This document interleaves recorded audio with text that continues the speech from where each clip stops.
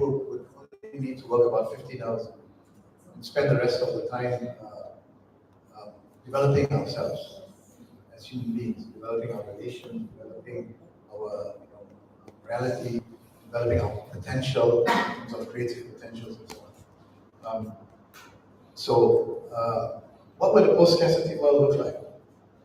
This is for a later discussion, but the clue is watch Star Trek. Star Trek is actually a very intelligent working out of what post-scarcity world would look like. Yeah? It's warming all over. Because there are still people in the universe who are not in a post-scarcity situation. Okay, we'll talk about that. Thank you.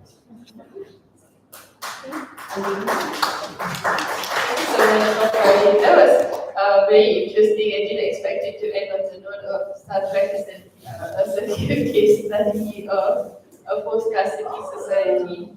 I think a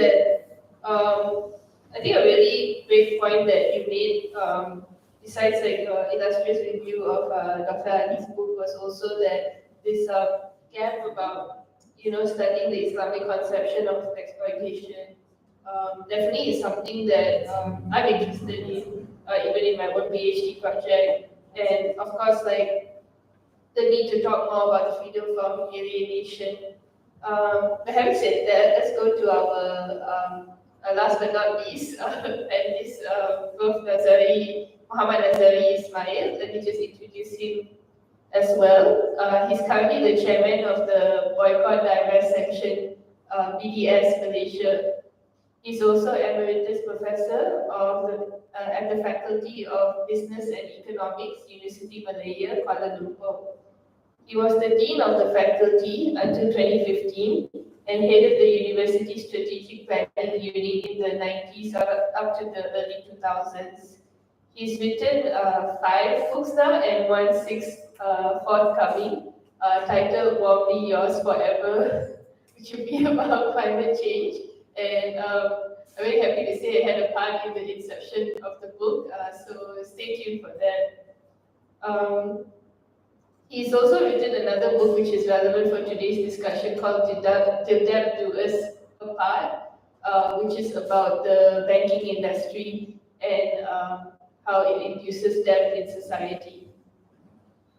He's consulted as well as provided training for multiple public and private sector organizations, including the Prime Minister's Department of Malaysia, Pertuan Masusita, the Royal Malaysian Police, and the Malaysian Institute of Chartered Secretaries and Administrators.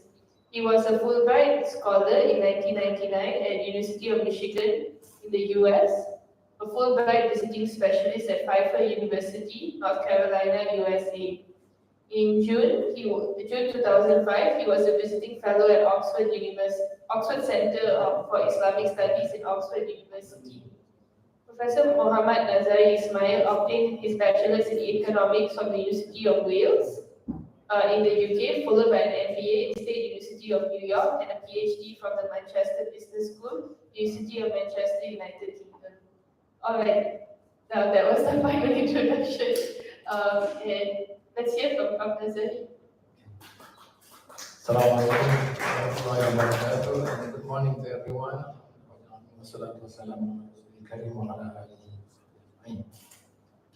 Thank you, Netusha. Thank you, panelists.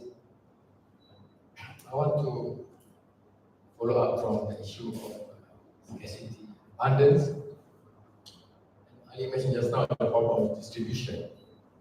Actually, I have a question there because I was involved as investor in cultural sector, and I asked around and I did some research, read around.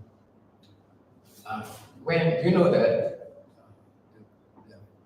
the farmers in Cameron Islands, when at one point, many times actually, when they produce a lot of stuff, what do they do with the stuff?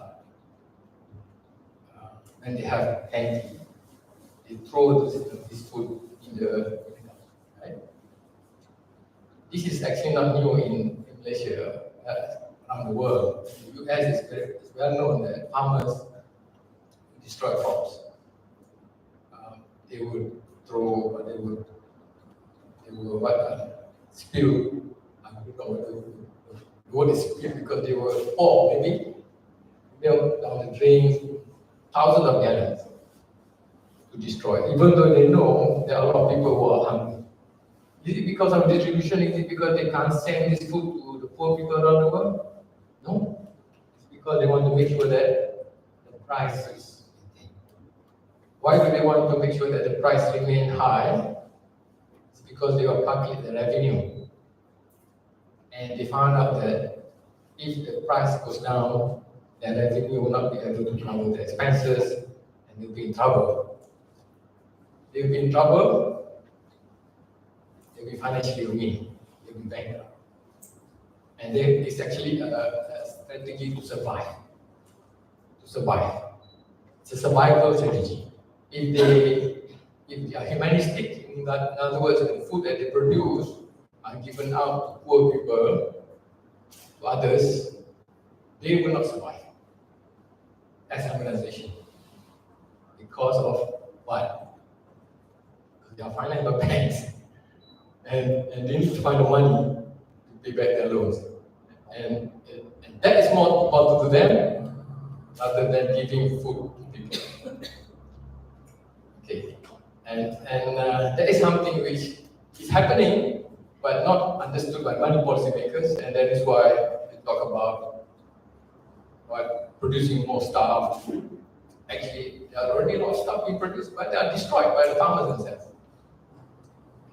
That why, as I said just now, I want to compare the time business people now and to the time when many years ago, I will talk about during my childhood as an example. I went to call it Market market. I don't know how the term here is. Night market. See, it's pasar malam. It's not like that. During the time when I was a child, farmers they would come to the market before Maghrib, and then after that they had their place to sell agricultural produce. I remember I went to this particular market. I said I want to buy. My mother asked me to buy some veggies, and then she said to me, she had veggies on the table or on the cloth on the floor. She said to me, "Don't buy from me. Buy from this lady next to me, who was also selling the same produce." But she said the reason why, because hers is more fresh compared to mine. So she said, "Don't bother to buy from me. Buy from the lady who is actually, according to current terminology, is her competitor." But she asked me to buy from the competitor. She was going to lose revenue. Why was she wasn't desperate? Compared to current world business people, they will spread messages. They don't go over there as poisonous, as dangerous, whatever, right? In order to make sure that people come to them. Why? Why wasn't the business people of the past behaving like that, making sure that the customers, the consumers get fresh food? And whereas the business people of the current time wants to destroy competitors, wants to make sure that the competitor will be banished from the market. In the case of my thing, for example, as a company that is competing against other hypermarkets, I will tell you why. It's a matter of survival, because my thing is more than 2 billion ringgit in debt.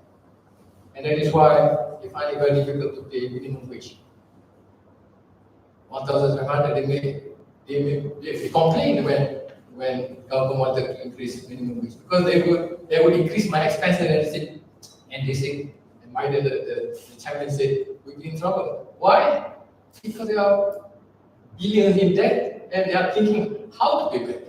Even now, let me tell you, I hope it's not about it, because bankers told me my deal has got very bad reputation in terms of finance. Okay, so many companies around the world are in trouble, and they are basically about survival.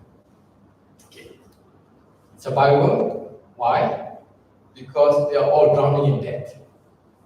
And that changes many aspects of policy making, which makes life very complicated. And therefore it's a challenge for economists, especially Islamic economists, to deal with them because the basic underlying structure of the economy has changed from the time of the so-called real Islam. I give you an example of how scholars now, Islamic scholars in economics and muamalat, find it very difficult. Let's talk about exchange rate.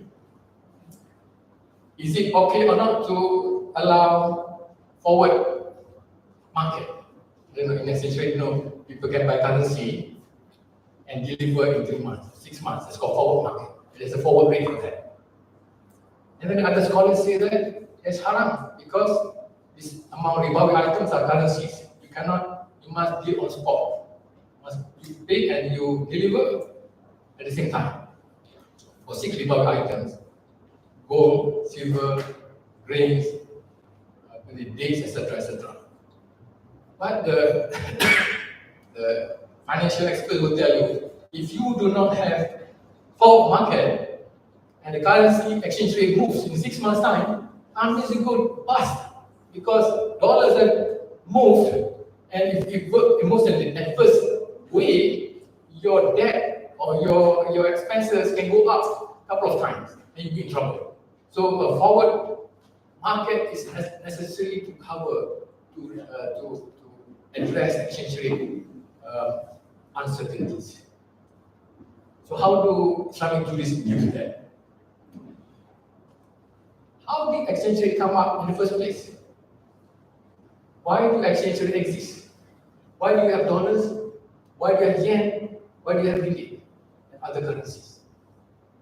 Why? Last time we didn't need to use currencies because you take a piece of gold from Europe, you can go all the way to China and other parts of the world, and everybody will accept it. It's a simple system. There's no need to worry about exchange rate fluctuation. But why do you now have a system that is so complicated that you have to have not only forward market, you also need currency swaps? I don't know whether you understand or not. This is all mechanism in order to tackle exchange rate uncertainties. And even then, they can't address it. And you know that you can have all kind of policy making in this country, right? If France increase exchange rate, people will be in trouble. All the developing countries will be in trouble, regardless of their so-called economic policies. So the recent appreciation of the ringgit and all these government supporters were so excited. These are all function of the dollar and interest rate of the US. If it moves in a different way, that's it. Our ringgit will be in trouble. Why do we use exchange rate in the first place? Why do humanity use exchange rate? Why don't we use gold? Which makes it so simple. Okay? I will tell you why. It may take a long time. I will try to be brief. The reason is because the financiers, the people who dealt with finance, who lent money, were so greedy. They didn't want to use gold because if they use gold as money, then they will limit their business.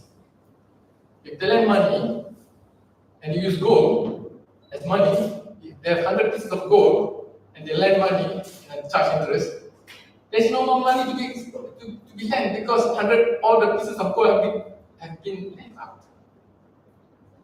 But these people wanted to lend 1,000 pieces of gold, 1,000 dinar, more than the 100 dinars that they have in hand.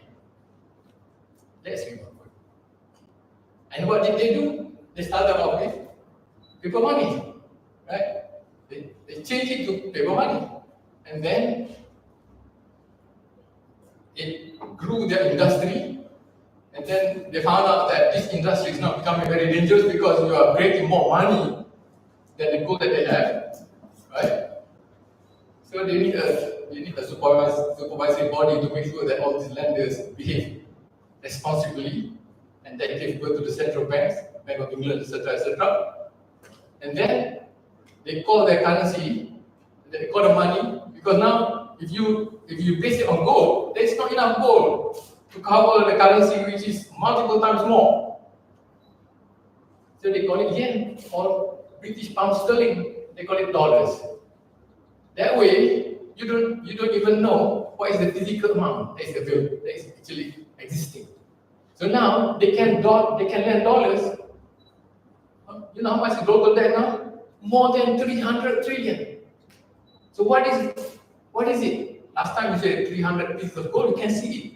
300 trillion? What? Can you see it? It's not even paper, by the way. If you want to visualize it on paper, it's not even paper. It doesn't exist physically. And you can imagine how much interest they can get on 300 trillion? At 10% is $30 trillion per year. $30 trillion, you convert to ringgit, is how much? Okay? Alright. So now, the scholars, the jurists, are expected to deal with it. Actually, the jurists were doing a good job before. And that is the reason why, in the time of Umar Aziz, if the stories are we believe and I suspect was true, that they find it difficult to find people to give zakat. Right? This is not hadith or Quran, this is a story that says that during the time of Umar Aziz, they collected zakat and they find it difficult to give to the poor people because there were not enough poor people. People were all living a good life, and therefore zakat money collected could not be distributed. That was the time of Umar Aziz, and there were no economists at that time. There were no economists. There were only jurists, scholars who explain what is right and what is wrong.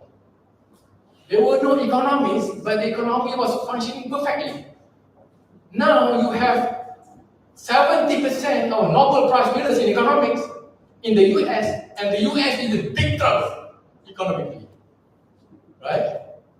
And I remember the comment made by Ed Summers during the time of the subprime crisis, and they would lost subprime crisis of 2008. They were in big trouble, right? They were in big trouble because their institution was going bust.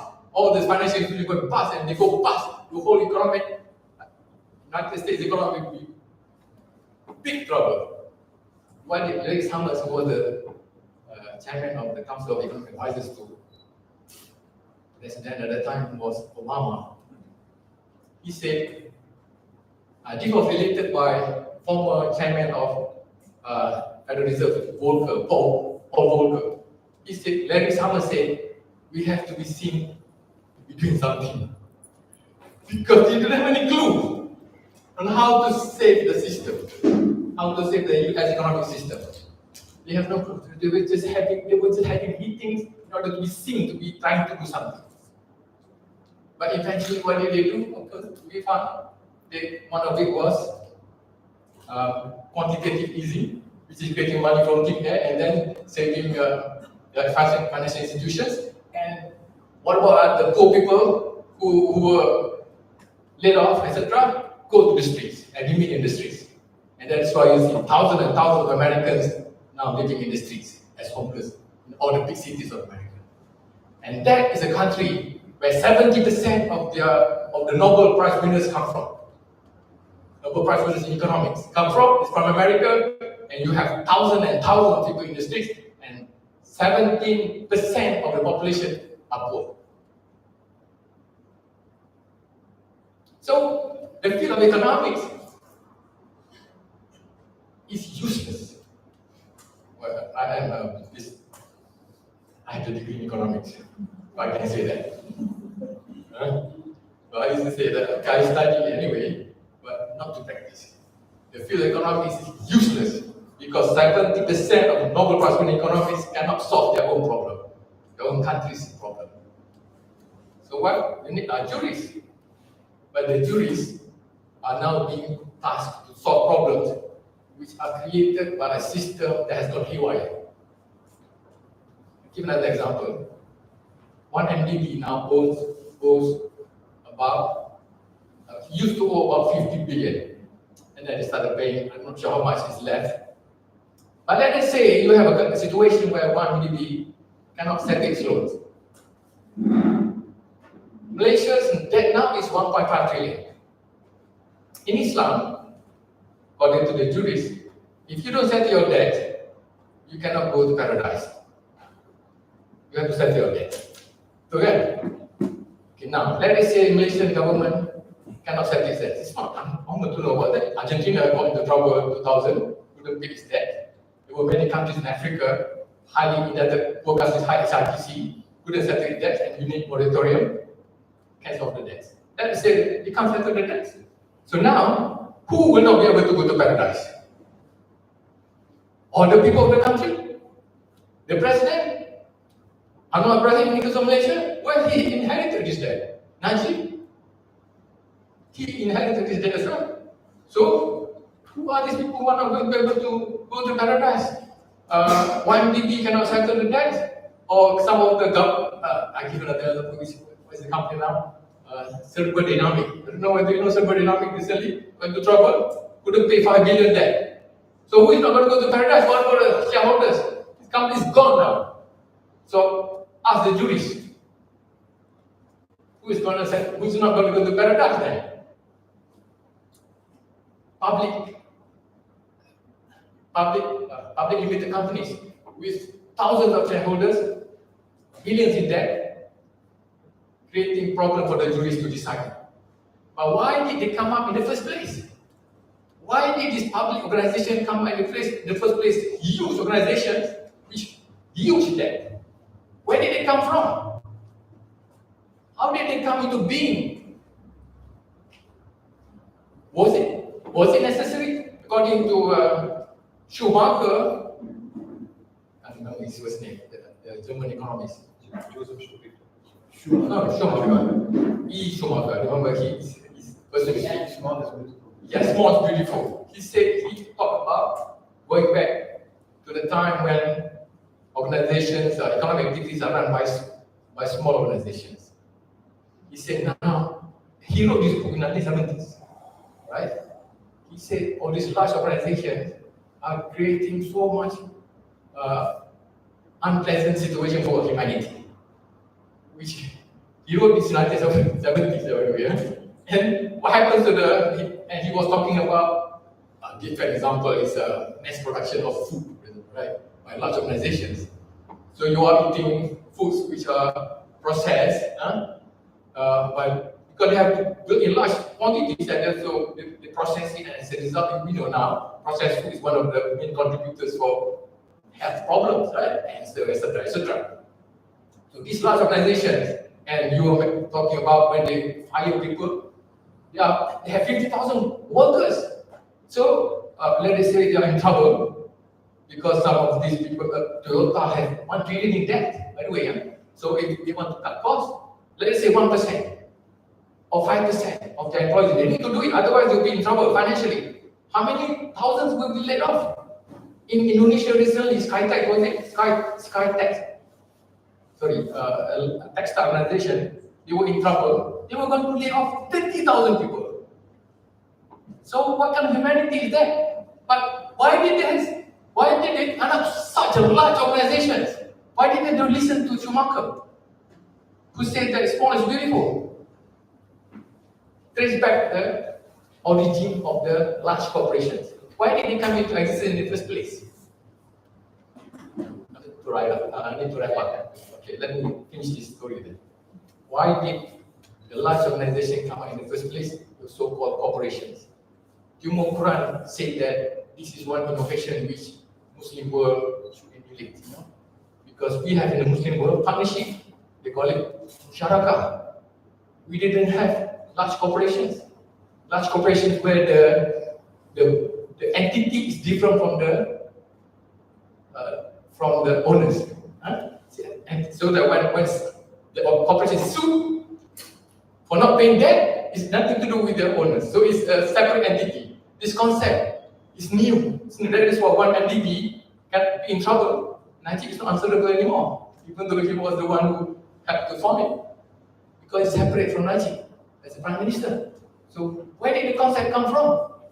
It came from because the bankers want to make sure that the borrowers will continue to live, even though the owners have died. They wanted to lend money in huge amount, right?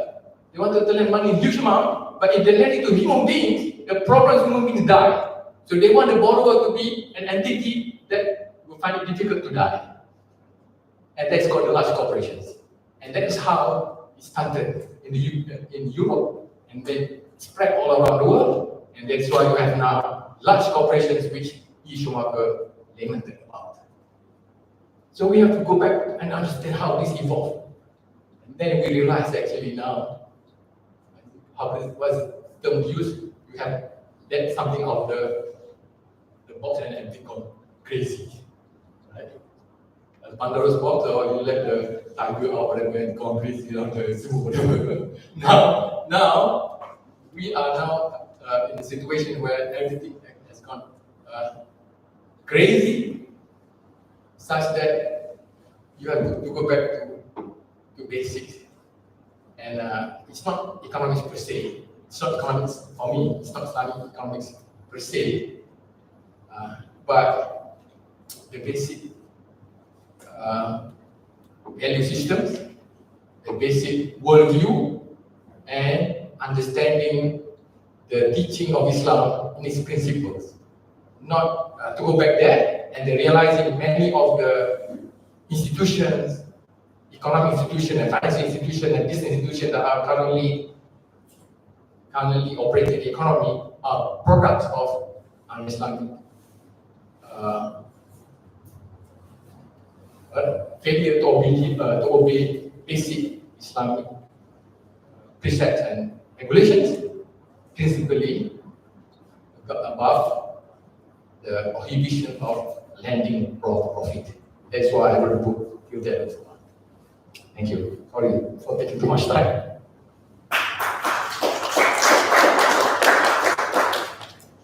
Thank you, Dr. Nazari. That was very interesting because not only were you explaining or painting the very bleak picture that is in today's economy, but also it kind of touches the point about the failure of the Islamic economics as a discipline, right? Because the problems that we have today are so fast evolving and so challenging that even maybe can our juries actually catch up, and are they able to provide the answers to such complex situations that we are seeing today?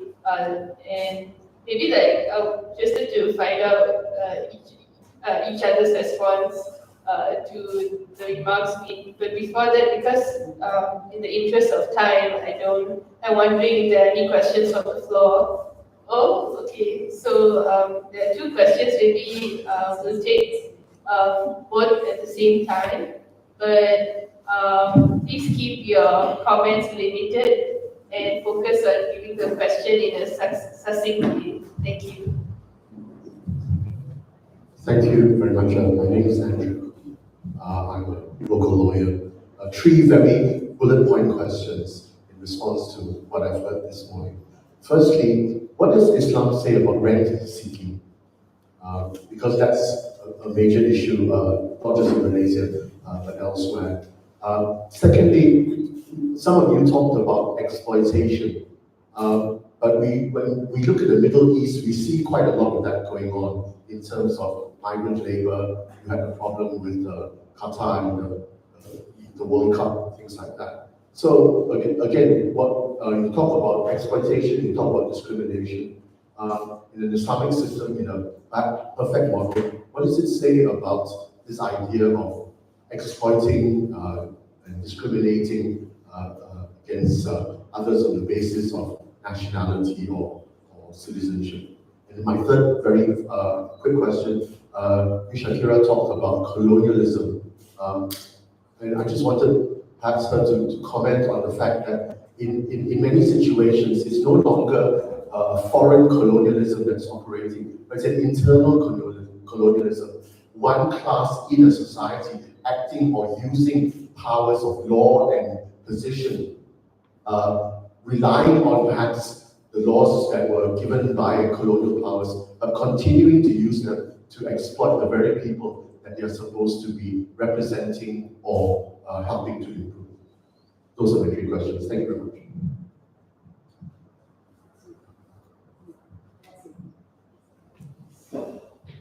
Hello, my name is Hansi. I'm a secondary PhD student at the US.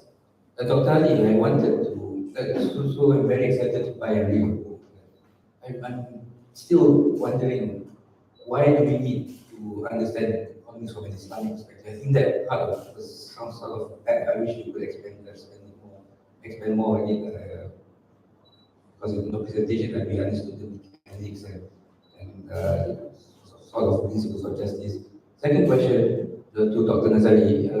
Again, you've critiqued that and whatnot, but the so what is somewhat missing from how it relates to your to commenting on Dr. Ali's book that was recently published. So I was hoping that you could expand more on it. And finally, it seems that you have this romanticized view of that Islam has these principles of economics that were perfect and all that, but so a return to those days would ensure justice but what makes your critique different from those who critique that, those scholars like Joseph Stiglitz and all that who critique the excesses of capitalism?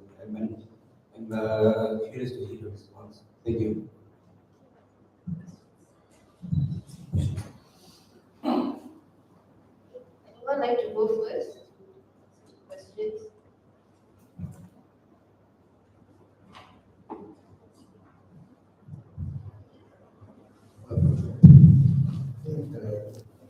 I have some.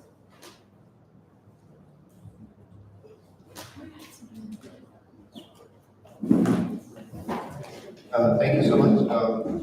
Should I respond to the panelists also later or later?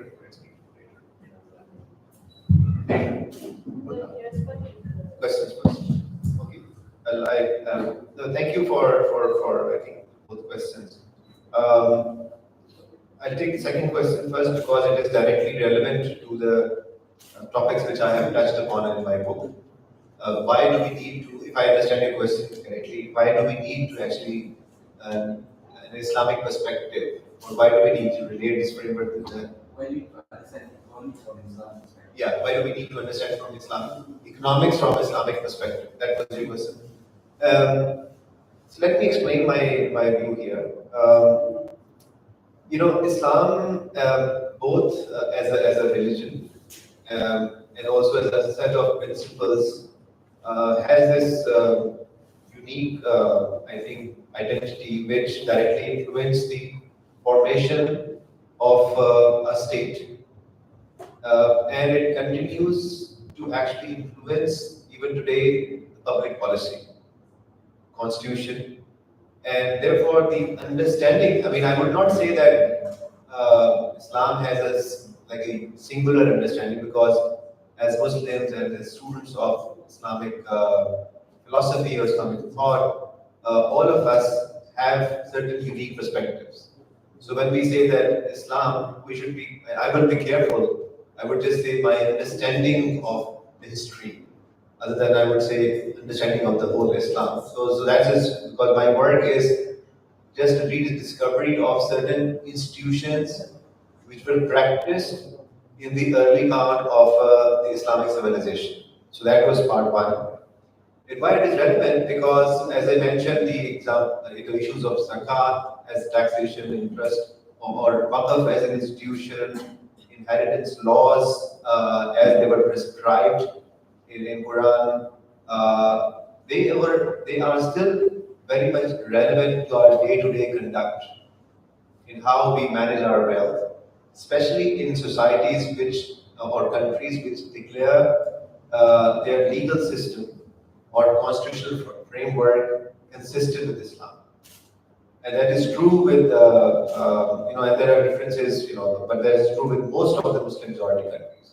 For some countries adopt a more secular framework in which they do not identify Islam as a central pillar of their constitution, like Indonesia. but some countries clearly link it with Islam or an understanding of Islam, like special fit, a school of thought like Shafi school here in Malaysia. So there are those differences, but I think the understanding of our history and understanding of these principles as involved in the history remain quite relevant in the evolution of not just the economic organization, but also the evolution of legislation, policy framework, and constitution. And hence, I think it is important to maybe contribute in this way. Secondly, my own intellectual sort of journey. It is one important element has, whenever we look at from an academic perspective, you want to be able to like take a stock of literature. What is in the literature? So obviously there is a vast amount of literature of what is known as Islamic economics. So I wanted to take a view of that and see whether this is an original perspective or there are issues with it. So I write a full chapter on it, so I'm not too detailed. So my second inspiration is a critical assessment of that literature. And to what extent it should be linked with the original teachings and principles as espoused by the founders of the civilization. I hope that answered you.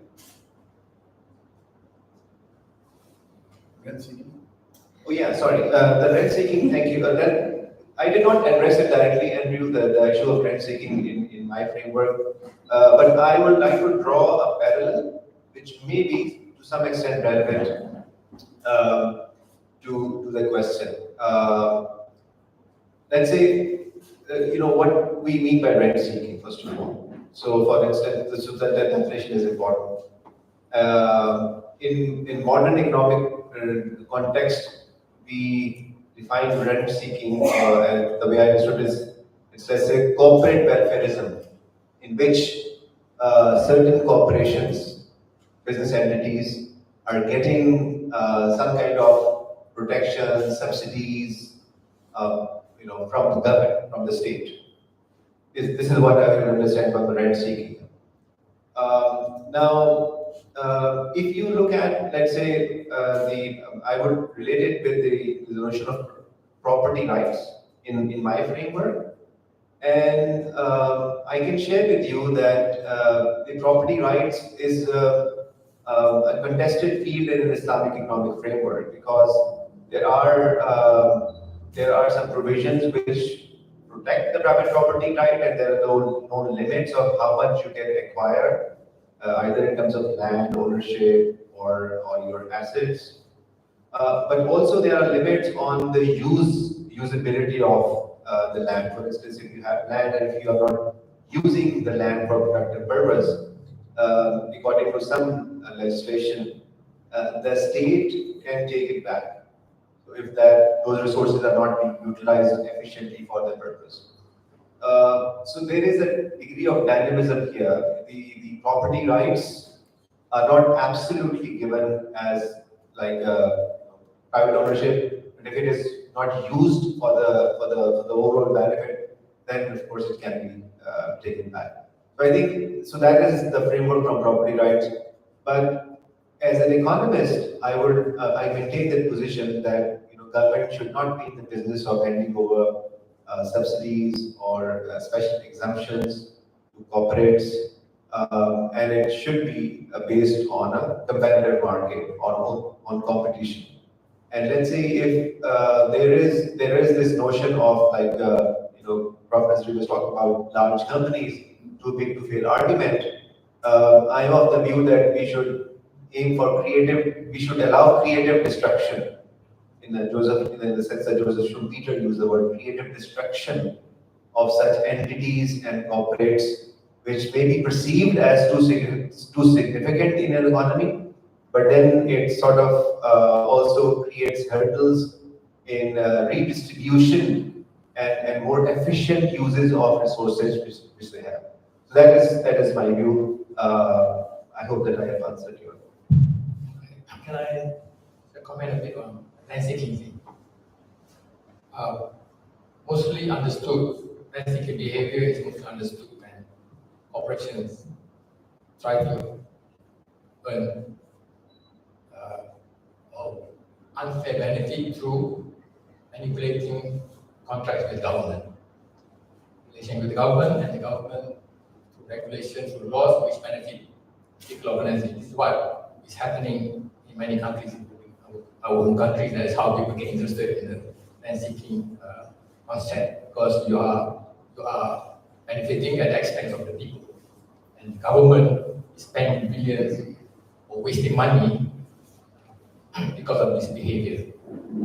Now, this concept, this situation of where you have wastage and you have situation of rent-seeking behavior must be understood by the situation of where government now is in a position where they can spend so much money. Why are they able to spend so much money? Is because of the situation where money has now changed its form to become electronic, doesn't exist physically, and then government are allowed other people to borrow and are in debt. If you have a situation, I want to go back to you can call me now. I do not know whether I want to call myself a Salafi economist. I'll go back to the original situation last time. The government was not allowed by the scholars to borrow money. Haram, basically, and then, of course, borrow money and then pay interest. It's not allowed. So, what about for expenditure? Based on what I read by Mohd, the economist, he said even education is supposed to be the responsibility of parents, not the government.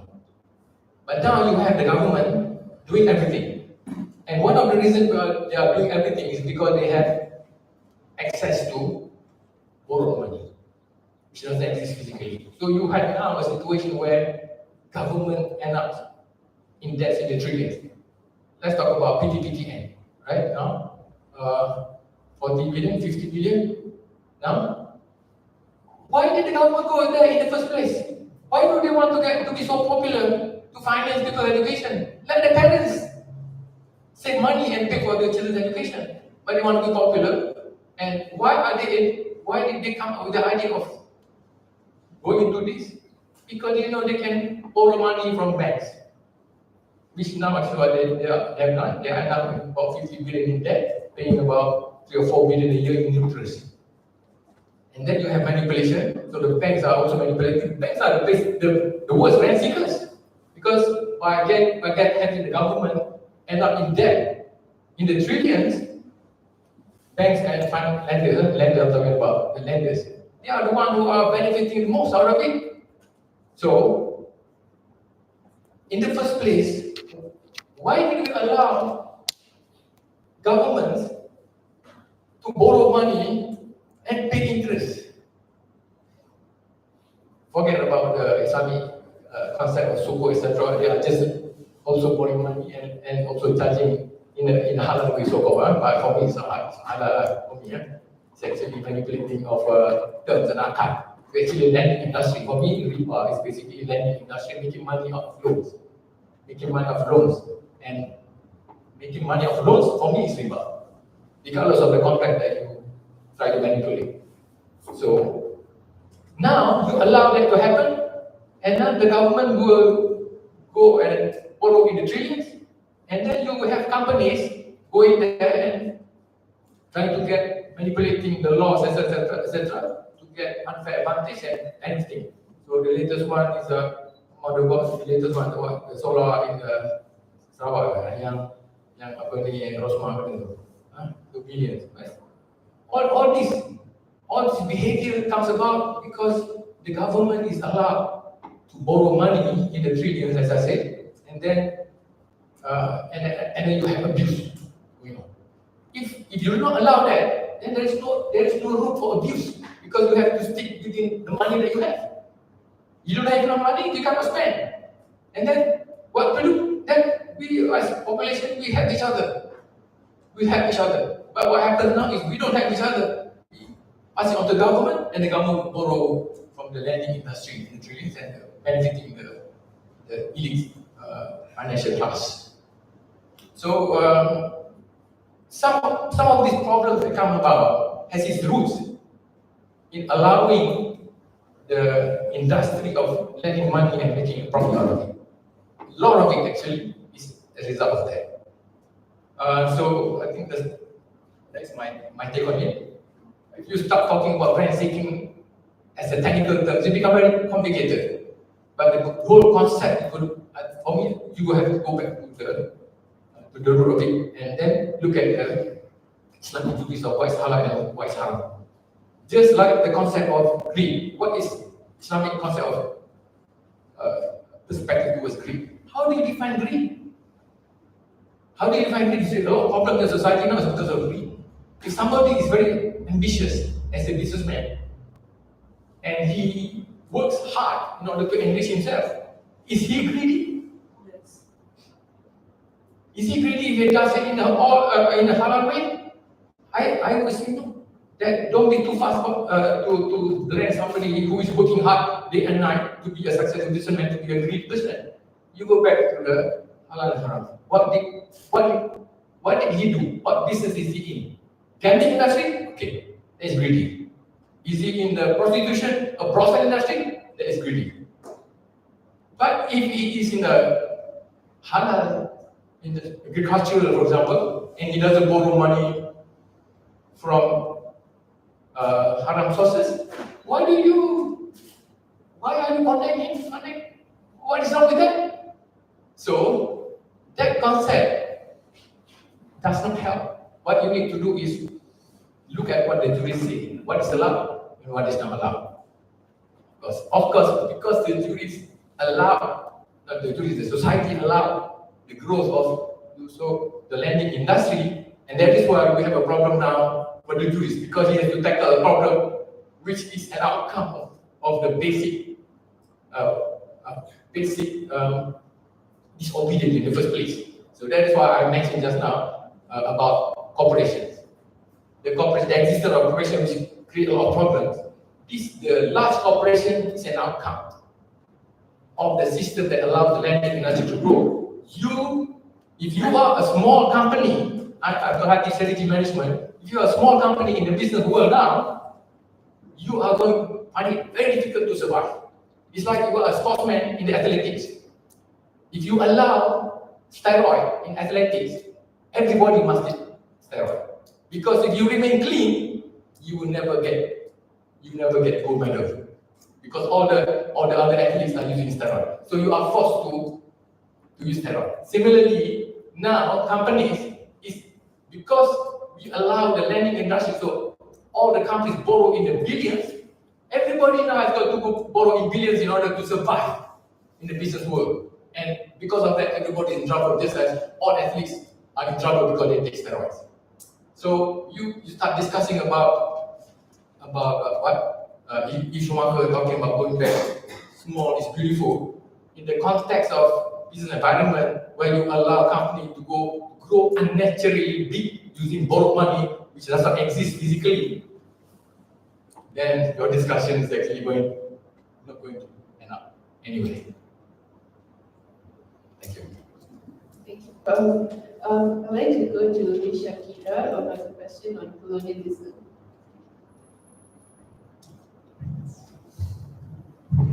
Thanks, Netusha. I just want to address a question by Andrew on the colonial legacy, especially when you talk about thinking and development.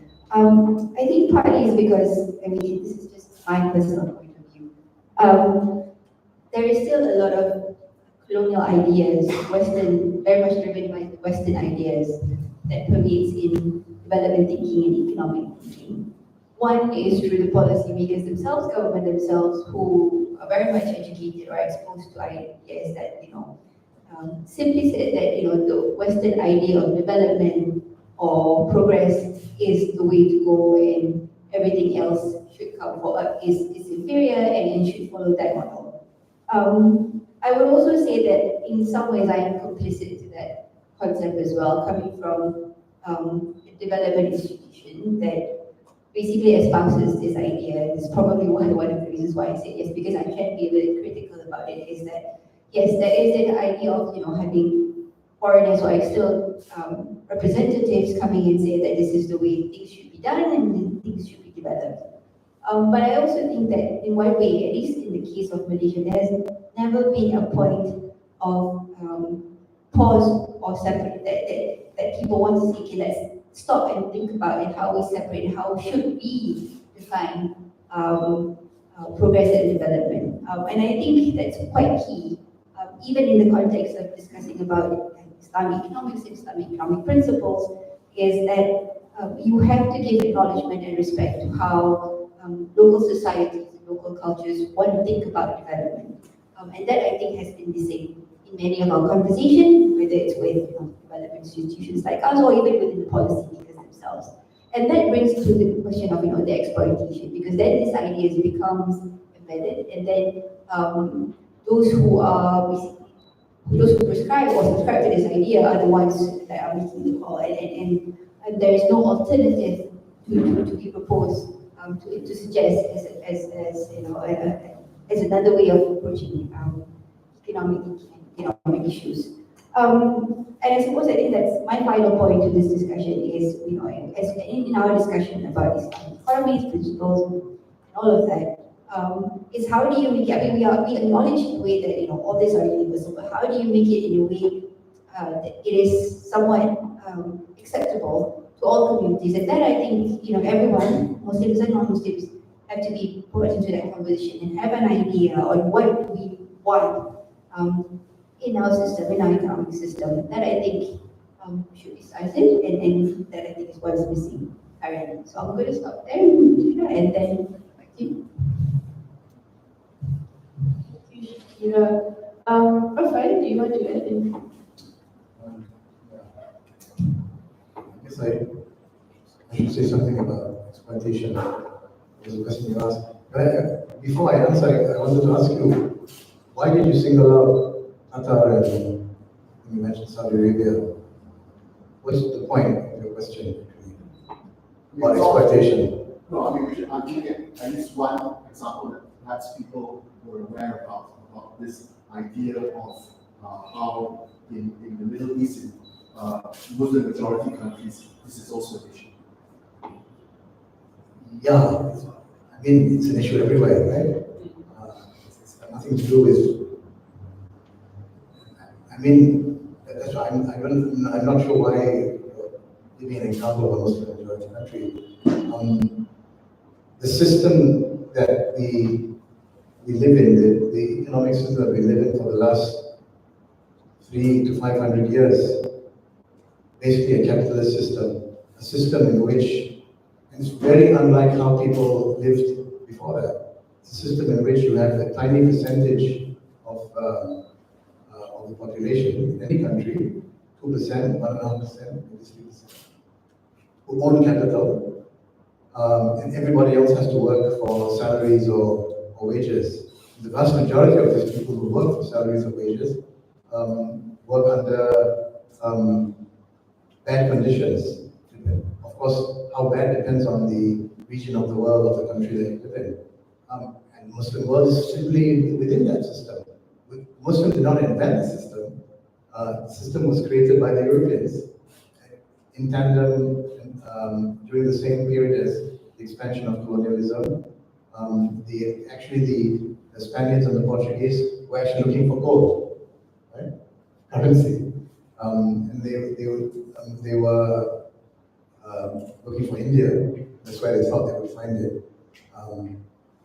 And this was the beginnings of, they found America accidentally. And this was the beginnings of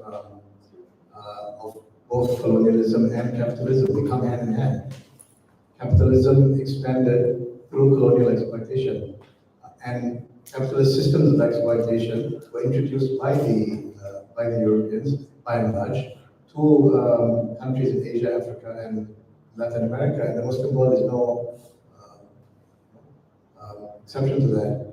And you don't need to go to Qatar or Saudi Arabia. It happens in Malaysia, but it happens in the US. It happens everywhere.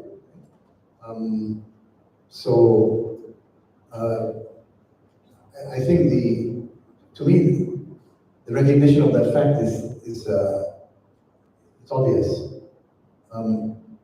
What is problematic to me is that when we talk about Islam and economics, when we talk about Christianity and economics, when we talk about Buddhism and economics, when people approach economic problems from their respective religious traditions or any other ethical tradition, we need to talk about exploitation. Otherwise, our discourse becomes an apology for the current system. You can talk till the cows come home about doing, organizing economic activities in a halal way, as do the people who run our Islamic banking and financial system. You can talk about that, or you can talk about how, when Christians speak about the economy, they talk about kindness and love and things like that. You can talk endlessly about this, but if you're not dealing with the concrete reality of economic exploitation of people, where the vast majority of people lead dreary, monotonous, routine lifestyles, and work in such a way that the whole existence of their life, most of their working life, they are working, they are living in order to work. Although we are fed the lie that we work in order to have a life. What percentage of people in any economy can actually say that they are working so that they can have a life? Most people are having a life in order to fuel the economy, in order to work. This is the modern condition. I'm not saying that pre-modern life was better. It may not be better, but it was different. We have to recognize the nature of our life in the modern economy, which is something that has been in operation for centuries. Unless we don't deal with those problems, alienation, exploitation, then Islamic economics, or Christian economics, or Buddhist economics becomes an apology for exploitation. And since you mentioned, talk about Muslim majority countries, Saudi Arabia, that's a good example. Islamic values on the surface, but these values or these ideas are used to promote the worst kind of capitalist, the worst kind of capitalism. In the name of religion, you have tradition being destroyed. You have old buildings, graves being destroyed in the name of religious values, because it is said that those religious sites would promote un-Islamic practices. But those sites are then replaced with the greatest icons of capitalism: 5-star, 6-star hotels, or what else? Shopping malls, and so you have kind of parallel to Max Weber's Protestant ethic in the spirit of capitalism, which I would call the Salafi ethic and the spirit of vulgar capitalism. And why do I say that? Because at least in Europe, for example, in Europe, in many cities, I know the city of Amsterdam, there are rules about how high you can build from the city center, from the old city center. So there's regulations to respect the old tradition. So in the city center of Amsterdam, you cannot build, you're not allowed to build skyscrapers to respect the old architecture. We don't have rules like that, or if we do, they are not implemented. So you can build, skyscraping tower in Mecca. And to me, that's not respecting the architectural, cultural ambience place. So this is what I call vulgar capitalism. So to me, Islamic economics is useless. It doesn't deal with these basic issues. Thank you, Dr. Farid. I think that was a very salient point as well to bring up. And then it of course leads to like potential future directions for the research on Islamic economics, like from sociological perspective, from ethnography, from education, from finance and so forth. So since we've run out of time actually, and I want to give Dr.Ali Salman the opportunity to respond to final remarks. And This obsession with time, all seminars and conferences that we have to cut short and stop, is also a capitalist value. Before capitalism, time was circular and it was endless. time was fluid. It was fluid. Now, Yeah. you know, so you see, capitalist values are invading every aspect of our lives, even when we are talking against capitalism.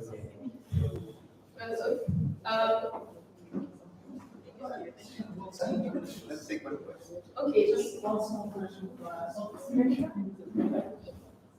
And I want to ask the analogies between the old time and this time, because I'm Yunus from Turkey, PhD student here. I want to ask Dr. Ali the analogies between the old and new, because the old speaker mentioned that the capitalism became world constructed forces the last 300 years, and they changed the meaning of the market, freedom, and so many things. And also, maybe you can say that after the neoliberalism, marketizations and economizations and thinking way completely changed, and also all Muslim people directly affected this situation. And the observation is that there's so many Muslim people using the analogies. For instance, the big companies say that the Prophet Muhammad ﷺ is the good American businessman, therefore he should be good businessman. And also saying that Islam has to write property rights and this kind of things. Therefore, I'm trying to say that creating the legitimizations going back to the neoliberal policies or capitalist system using the Islamic principles. That means the Islamic principle instrumentalizations, the systems, and today is the Islamic finance, banking systems using this kind of the principles to legitimize, to justify itself. And my question is that means you provide the meaning of the market, freedom, and some basic concepts, but this concept is not the stable, not the fixed, and they changing the time to time. And Prof. Farid mentioned that exploitation and alienations come from the capitalist systems. And this one is became the more complex and more strategic in the capitalist systems. And my question is that how to provide also how to solve this kind of the analogies, because so many people using this kind of the analogies justify themselves. Right. Okay. Thank you for that question. I'll respond to it. I'll also respond to some of the comments by respected panelists. No, I think just to answer that question, I am not trying to create an apology or an analogy between these systems using my understanding of the economic composition of Islamic society. I'm not doing that. So in my work, I have just tried to present a framework of how the economic institutions evolved and practiced and established in a particular time of our history, how that it influenced the later generations and later centuries of Islamic civilization. So that is my that is my case. So I've already explained. So I'm not using it as a prelude to support capitalism or communism as far as this field of study is concerned. So that's very clear. But you're right that this is being done across many disciplines. but I do not support that. I hope that point is clear. Now, I want to spend a few minutes on what actually Professor Farid has mentioned about the wealth, capitalism, or exploitation, because I think this is heart of the matter. Really, this is the heart of the matter. I'm actually in the process of writing sort of an additional essay in the same framework, which hopefully, inshallah, next edition, which is on the idea of social justice. This is part of the work which is commissioned by an institute in a university in UK, where they are comparing social justice principles across different religious traditions. So I've been asked to look at it from Islamic notions. But I think that in that way I will be able to maybe address the issue of exploitation maybe more, but I'll use that reflection also in expanding that, because I think when you talk about exploitation, the corresponding idea is of social justice. And how do we maintain that people who have not the opportunities, let's say endowments, are able to achieve some degree of economic outcomes, if not equality. I think my personal position is, frankly, I would like to defend capitalism very clearly. This is my personal position. And why I would say that, you see, the issue of wealth creation that we talk about today, and the issue, let's say, the kind of lives we live today, is of course not a perfect life. It's not a very, there are a lot of injustices, there are a lot of inequalities that come with the kind of structure, the kind of societies, the kind of families we are born in. We do not have much choices about it. So a lot of the economic outcome is determined by where we live, where we are born, what kind of state we live in. So that is not in our control. So that there are those differences.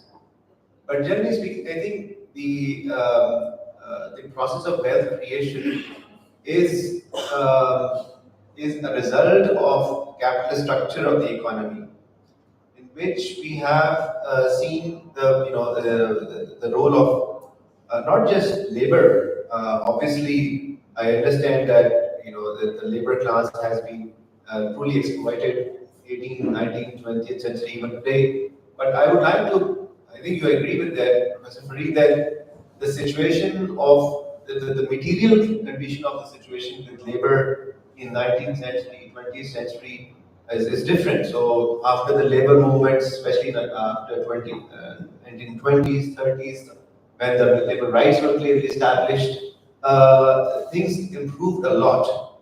And if you ask, let's say, working class today, I'm sure they would like to live in a society which offers more, a higher level of income, rather than societies which offer less level of income, even though they may not be able to achieve that level of, let's say, the wealth.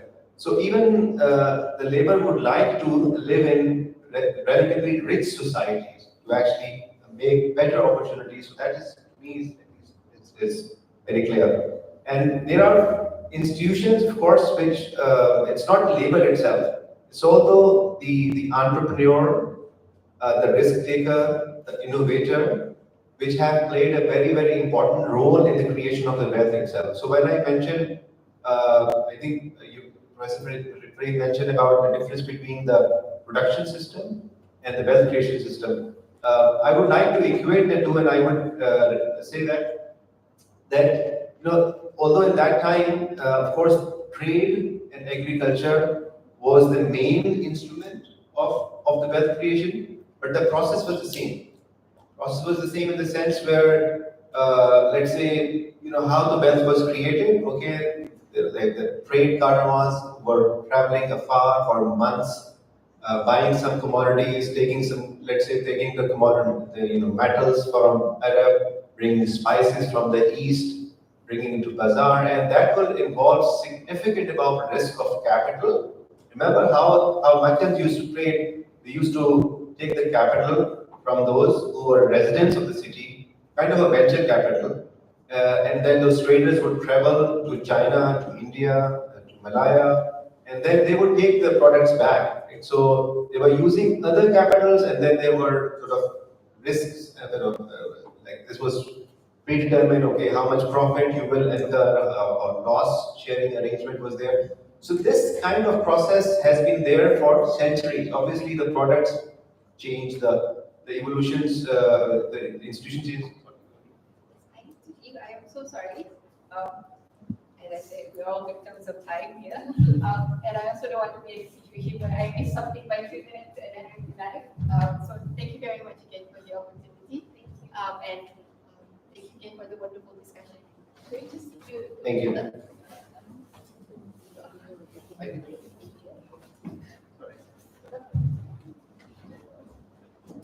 So just a little segue.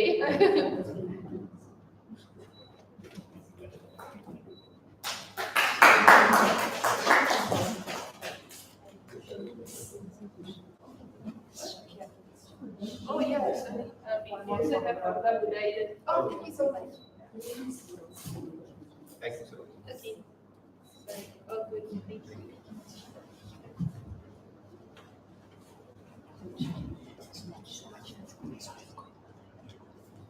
So let me just continue my chain of thought. I mean, even the post-scarcity society, let's say, I take that as an example of a futuristic society, it's like a historical outcome. So it's a historical outcome of significant material development which we have experienced over the last 200 centuries. Significant material development, the abundance of products, the abundance of food, the abundance of other products we have. Yes, there are issues in maybe distribution, we all acknowledge that. But then this is also an issue of control. So I think even the post-scarcity society cannot be achieved by avoiding this mode of production, which we all live today. I think that is also, we just need to acknowledge that. So in that sense, I think the process of wealth creation is central to the process of let's say, the economic development and the prosperity overall. And I think that is closer to the society we are living in today. Sorry, I lost my chain of thoughts here. And to conclude, yeah, I would say that this is, when we talk about let's say, even the institution of free trade and open trade, if we take that as an example. Now, it has been used last 100 years of, say, for both countries in the north and countries in the south. Now, if Malaysia does not enjoy free trade access to, let's say, US market or European market, it would not have achieved this level of economic development. So, yes, it's a part of a global value chain. Yes, you're right that, okay, here we do not see much of innovation, but we see maybe a part of supply chain integration. When we talk about electronics, we do have this contribution of educated labor, working class. But then ultimately, we cannot deny that Malaysia has achieved this level of economic development by being a participant, an active participant of global capitalism. And I think that needs to be recognized. Of course, we need to move on. We need to invest further in human development. No one is stopping us from improving the education standards. Even now, talking about the working hours, or energy. So let's take two examples. The move towards renewable, the issue of global warming. So which countries are moving ahead and faster on 100% carbon neutral range? This will be the Western economies like Germany and Switzerland. They are moving much faster on that scale.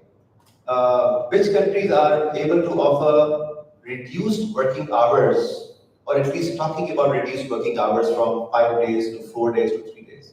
UK or European countries, right? So there is, of course, a historical process which they are experiencing, but they could not have probably achieved at that or even arrived at this level of development without undergoing that process of history.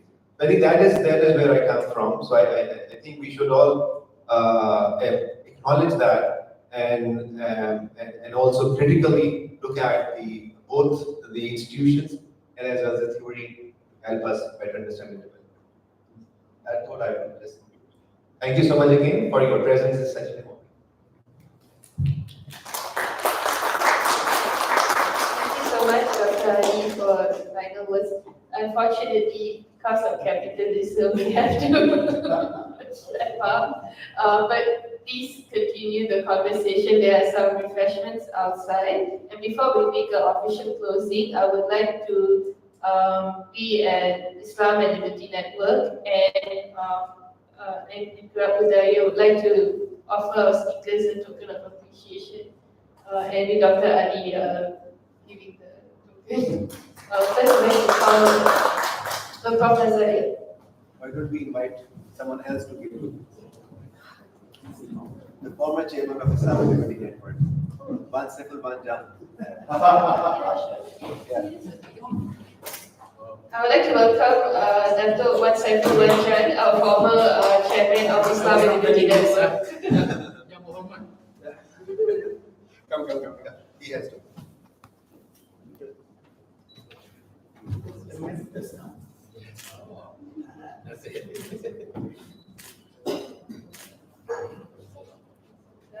Another one from Gerakbudaya. All the leftists sing me out here.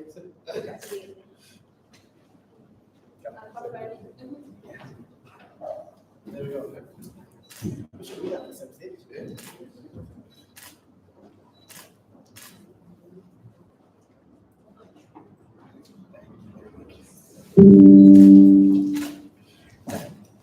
Nothing for you?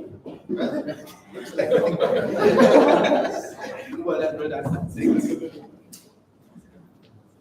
Okay. So we can, please, you're welcome to go off the stage since the event has ended.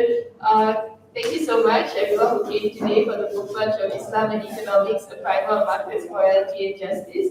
If you'd like to learn more about Islam and Liberty Network, please feel free to approach Dr. Ali and myself. Yes, thank you so much for your time.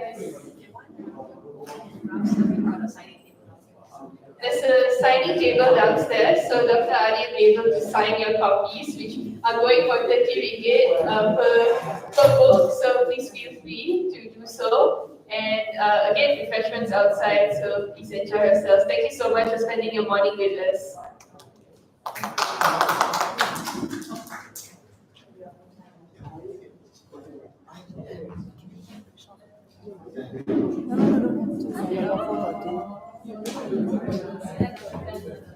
Can you end the live?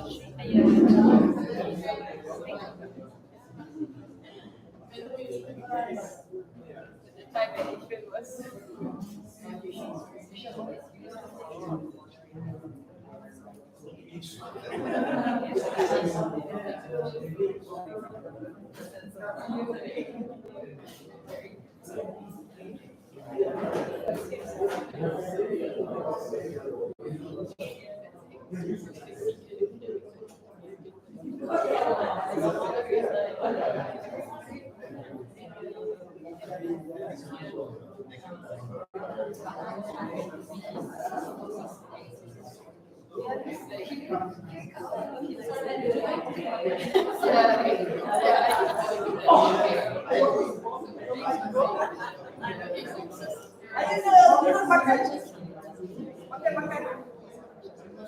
What do you mean you're not sure? Why are you here?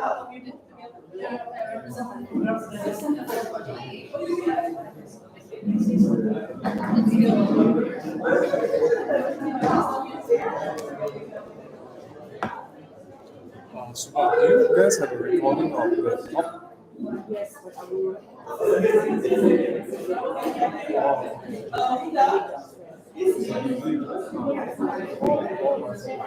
mean, like you send me over to